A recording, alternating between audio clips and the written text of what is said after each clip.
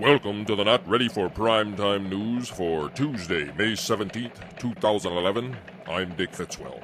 The Lansing City Council voted Monday night to approve their fiscal 2012 budget, which includes eliminating 42 public safety jobs to cover an expected $14.7 million shortfall. Council members Carol Wood, Eric Hewitt, and Brian Jeffries voted against the measure. A motion by Jeffries to take $2 million from the city's rainy day fund to avoid layoffs failed to pass. Bath Township Police shot and killed a man Monday night outside the Willow Lakes Party Store on Saginaw Street. Police are not talking, but a witness reported to Channel 10 that the man had been threatening a woman and holding a machete when shots were fired. No officers were hurt. The Clinton County Sheriff's Department is handling the investigation. Michigan will have $429 million more in revenue to spend this year than expected, according to economists, but a projected $499 million windfall next year could be wiped out by the state's recently passed tax overhaul. Now the GOP and Democrats will argue whether to save or spend that additional revenue. Fresh off the heels of their $1.7 billion business tax cut, State Senate Majority Leader Randy Richardville of Monroe wants the GOP-led legislature to slash personal property taxes on businesses. Quote, "We cannot afford to scare business away," unquote. Meanwhile, critics worry that the GOP tax cut brigade will scare more Michiganders below the poverty line. Jackson Mayor Karen Dunnigan has asked the Michigan Department of Treasury to conduct a review of the city's finances under the new Emergency Financial Manager law.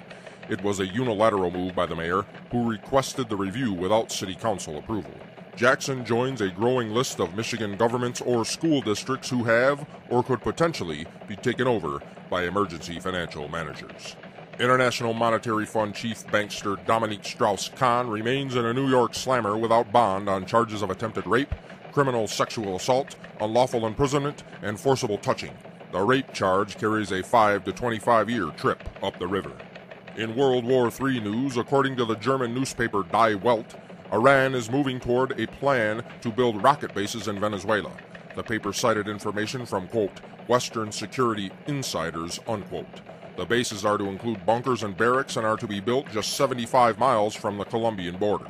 Colombia, the United States' main ally in South America, has engaged in multiple political and cross-border military skirmishes with Venezuela in recent years.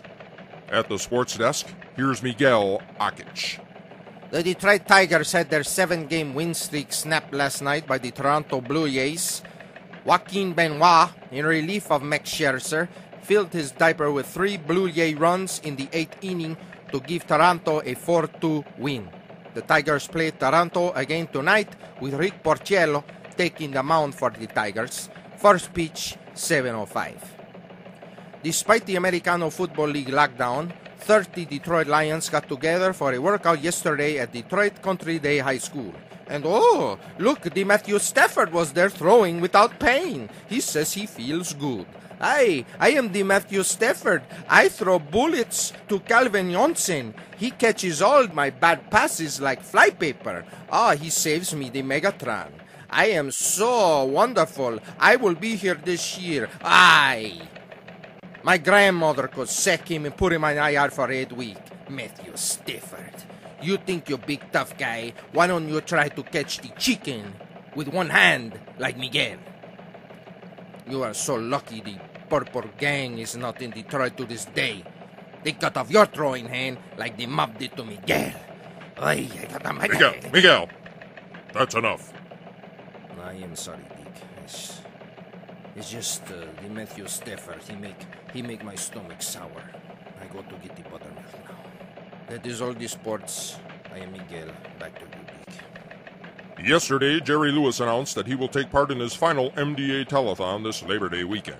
The 85-year-old issued a statement Monday that said it is time for a new telethon era. His first Labor Day telethon was in 1966, aired on just one New York television station, and raised $1 million. Last year's event raised almost $58.9 million.